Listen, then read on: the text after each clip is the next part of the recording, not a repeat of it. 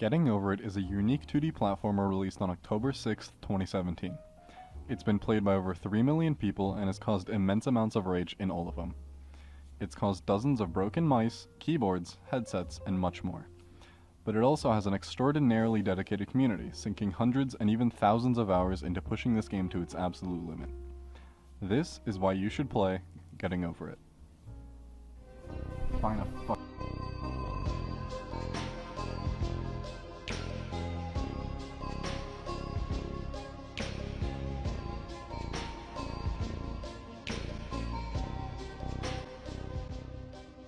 Before we get into it, I'd like to briefly share the story of Getting Over Its development, the majority of which is narrated to you as you play through the game. The game was inspired by a very similar game released 15 years prior, Sexy Hiking. It's a game made entirely of recycled or found assets, and plays very similarly to Getting Over It, albeit with that 2002 shine.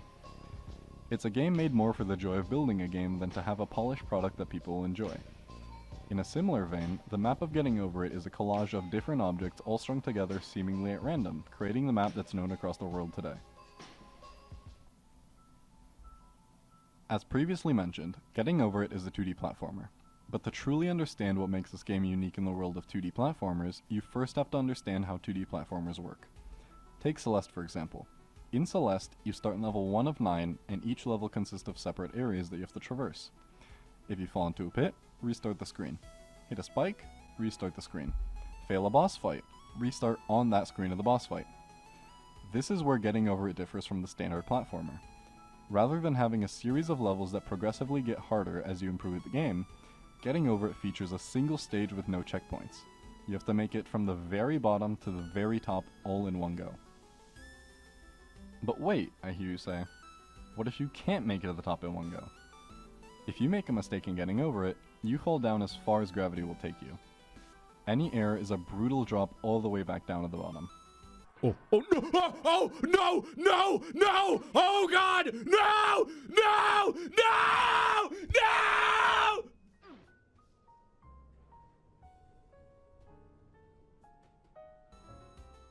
In a game like this, there is no secret or special trick to finishing it. You can't grind out for a new set of armor or a few more potions. Clearing every obstacle and getting over it is merely up to your skill as a player. The only way to get to the top is to slowly improve at the movement until you can finally get to the top flawlessly, which segues into my next point, the unique movement. Getting Over Its movement is unlike any other I've come across in a platformer. When you start the game, you're met with a cauldron sitting on rocky ground. Out of the cauldron, half a man appears, along with his trusty sledgehammer. As you move your mouse around, you learn that you control the head of the hammer, allowing you to move forward if you swing yourself around it. As you come to a tree, you have to grab onto the branches and pull yourself up and over the tree.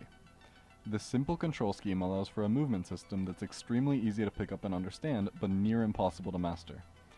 As you continue to slowly progress, sometimes climbing, sometimes falling, you'll eventually come to what is the biggest test of your skill, Orange Hell. Just no.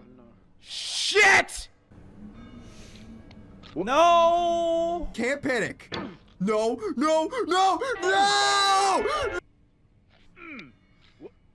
I failed! An area that's caused distress in tens of thousands of beginners, where one small slip leads to losing all of your progress so far. You'll throw yourself at it over and over, and as you continue to improve, you'll eventually make it over and slowly come to a tower atop a snowy mountain. You climb the tower, feeling as the gravity gets lighter and lighter until you fling yourself deep into space, climbing over asteroids until you reach the end. As your journey with Bennett comes to a close, you're greeted with a screen welcoming you to the top of the mountain. An Easter egg. Beat the game if you want to see it. And most importantly, a timer. You get to see exactly how long your 10, 15, 20 hour journey took you. And the first time I saw that timer, a thought flashed through my mind. I wonder if I could beat it faster. Getting Over Its sense of progression is near perfect. You feel yourself getting more and more comfortable as you progress and fall and eventually beat it. But that's merely the start of your journey. My first playthrough took a little over 30 hours. The same day I beat it, I went back and beat it again. This playthrough, my time was a little over an hour. I was hooked.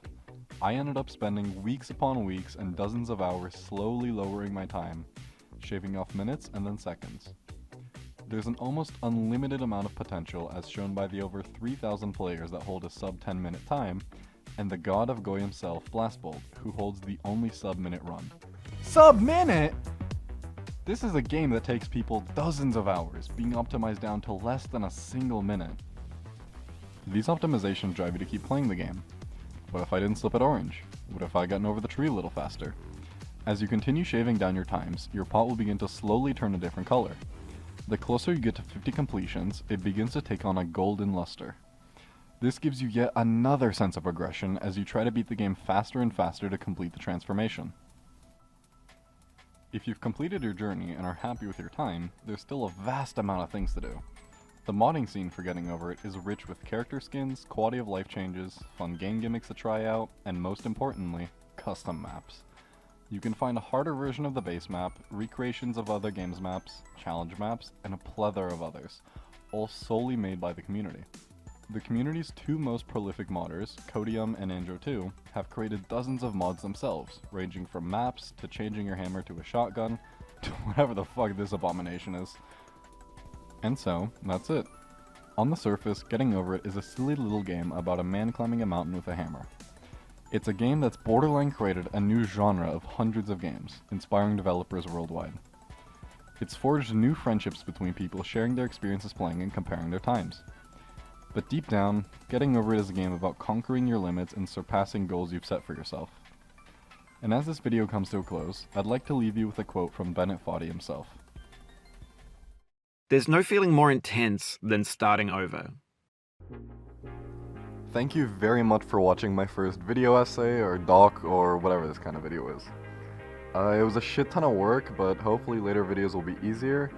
Of course, I would appreciate it if you guys subbed, if you guys liked the video. What a shocker. And if there's any games you guys want to see, be sure to put those in the comments, give me some ideas. Thank you once again for watching, and welcome to my channel.